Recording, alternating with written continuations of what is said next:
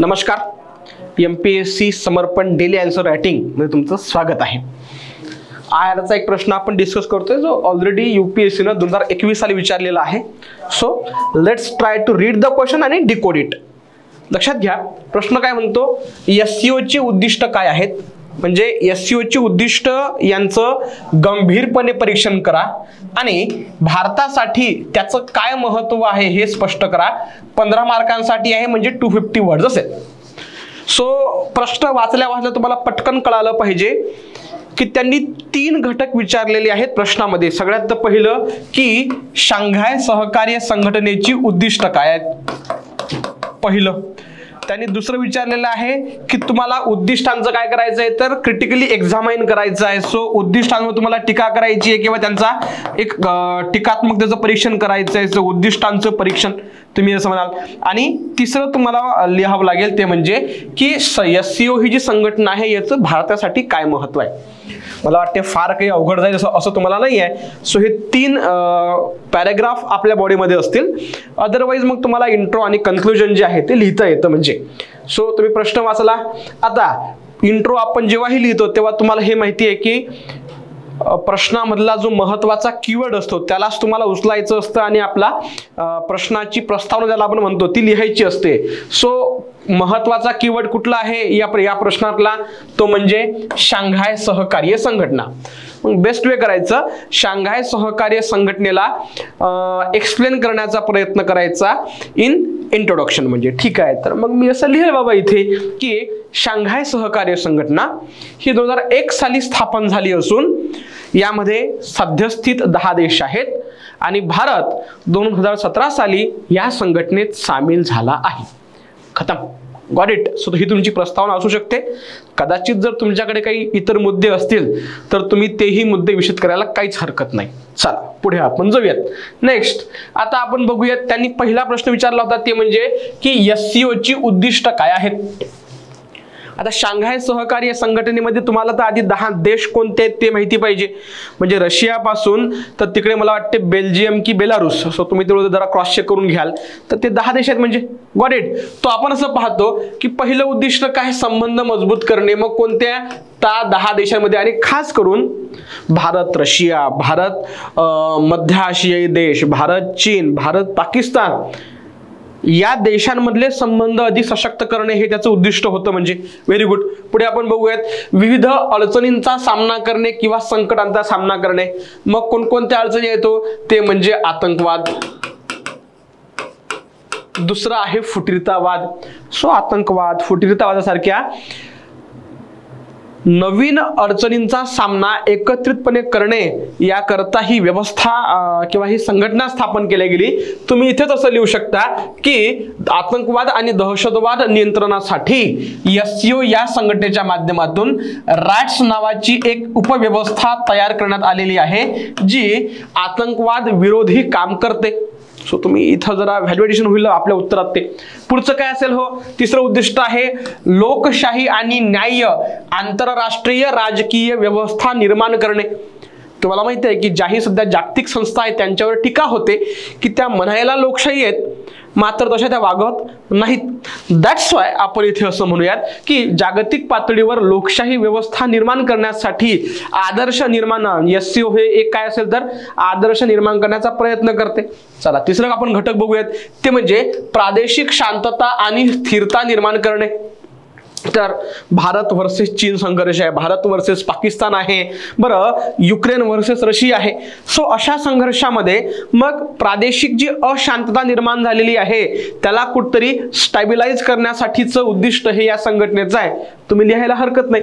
आणि लास्ट वाला आपण लिहूयात सखोल प्रतिबद्धता, की एकमेकांबाबत आदर ठेवून प्रादेशिक विकास कसा करता येईल याबाबत काम करणे हे या संघटनेचं काम आहे किंवा उद्दिष्ट आहे असं लिहू शकतो. सो तुमच्या पहिलाचा जो प्रश्नाचा जो पहिला घटक होता तो आपण अगदी व्यवस्थित फिनिश केला असं म्हणू शकतो.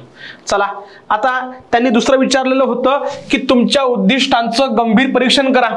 म्हणजे जी उद्दिष्ट आता आपण वाचलेली आहेत खरंच ते उद्दिष्ट साध्य करण्यासाठी SEO नावाची संघटना खरंच काम करते का हो. चला बघायला हरकत नाही. पहिला आपण बघतो पहिलं टीका होते SCOच्या उद्दिष्टांवर, ते म्हणजे की SCO मधील मेंबर्सचे हितसंबंध वेगवेगळे आहेत.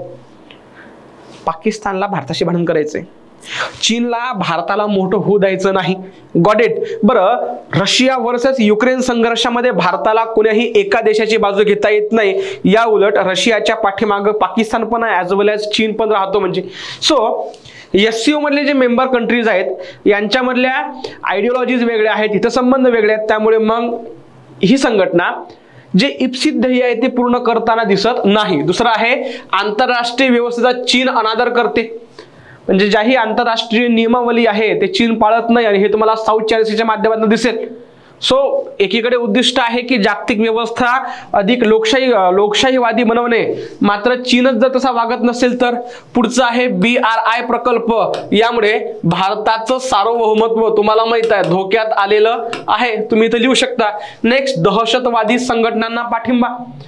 म्हणजे पाकिस्तान तर दहशतवादाचा पुरस्कार करतो, बट तुम्हाला हे पण माहिती आहे की भारतामध्ये ज्याही नक्षलवादी गट आहेत त्यांना खूप मोठा पाठिंबा हा चीनचा आहे. सो एकीकडे रॅट्स नावाची व्यवस्था दहशतवाद विरोधी म्हणून काम करते, दुसरीकडे पाकिस्तान आणि चीन सारखे देश फुटीरतावादाला किंवा आतंकवादाला प्रमोट करत असेल तर भाई धोक्याची गोष्ट आहे. म्हणजे पुढे आहे, प्रदेश अस्थिर करण्यासाठी पाकिस्तानची असलेली भूमिका, आणि आहे लास्ट, व्यापक आधारित सहभागाचा अभाव. म्हणजे कोणत्याही एका नियमावर किंवा कोणत्याही एका हितावर सर्व देश एकत्र न येणं. नेक्स्ट, आता आपण जर उत्तराच्या शेवटाकडे येऊयात की भारतासाठी शांघाय सहकार्य संघटनेचं महत्व काय. पहिलं आहे, मध्य आशियाई देशांतील धोरणात्मक पोहोच. याकरता तुम्ही international north south trade corridor, नंतर मग तुमचा अशगाबाद करार, तुम्ही त्याच्याविषयी लिहायला काही हरकत नाही. अशगाबाद ॲग्रीमेंट वगैरे, ज्या माध्यमातून भारत मध्य आशियाई देशांपर्यंत कनेक्टिव्हिटी वाढवण्याचा प्रयत्न करतो. मग ह्या दोनही गोष्टी एकमेकांना साजेशा आहेत. पुढे, ऊर्जा सुरक्षा वाढवणे. भारताला पेट्रोल, डिझेल, गॅस मोठ्या प्रमाणात लागतं, आणि भारत हे शांघाय सहकार्य संघटनेमधल्या कित्येक देशांकडून आयात करतो. मग त्यात इराणकडनं करतो आपण तुर्कमेनिस्तानकडनं करतो, आपण रशियाकडनं करतो. ऊर्जा सुरक्षा वाढवणे हा हेतू होता. नेक्स्ट, तिसरं हेतू, फायदा आहे भारतासाठी, तो म्हणजे द्विपक्षीय मुद्द्यांवर चर्चा करण्यासाठी एक प्लॅटफॉर्म म्हणून भारत वर्सेस चीन संघर्ष SCOच्या माध्यमातून मिटवता येऊ शकतो.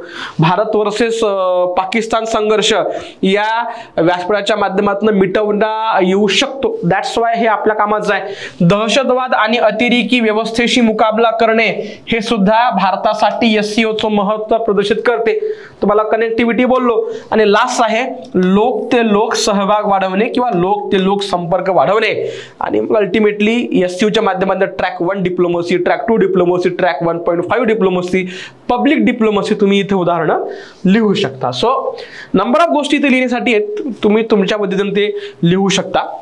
नेक्स्ट, आता आपण अगदी शेवटी आपल्या कन्क्लुजनकडे जाऊयात. आपण असं म्हटलं पाहिजे की शांघाय सहकार्य संघटना ही प्रादेशिक संघटना आहे, म्हणजे प्रादेशिकच आहे, एक देश सोडला तर फक्त. दॅट्स वाय या संघटनेमधल्या ज्याही कमतरता आहेत किंवा जीही आव्हानं आहेत ती आव्हानं कमी करून जर या संघटनेच्या उद्दिष्टांवर अधिक काम केलं तर जागतिक पातळीवर एक आदर्श व्यवस्था निर्माण करता येईल, ज्याचा फायदा भारत आणि इतर जे सदस्य देश आहेत या संघटनेची आंतरराष्ट्रीय उंची वाढवण्यासाठी होऊ शकतो. सो या आधारे आपण आपलं उत्तर पॉझिटिव्ह नोटवर फिनिश करू शकतो. बाकी तुम्हाला तुमच्या वतीने जर काही गोष्टी मांडायच्या असतील तर बिनधास्त कमेंट बॉक्समध्ये सांगा. फायदा होईल की इतरही जे विद्यार्थी हा व्हिडिओ बघतात त्यांच्यापर्यंत नवनवीन गोष्टी पोहोचतील. या आधारावर मी थांबतोय. धन्यवाद.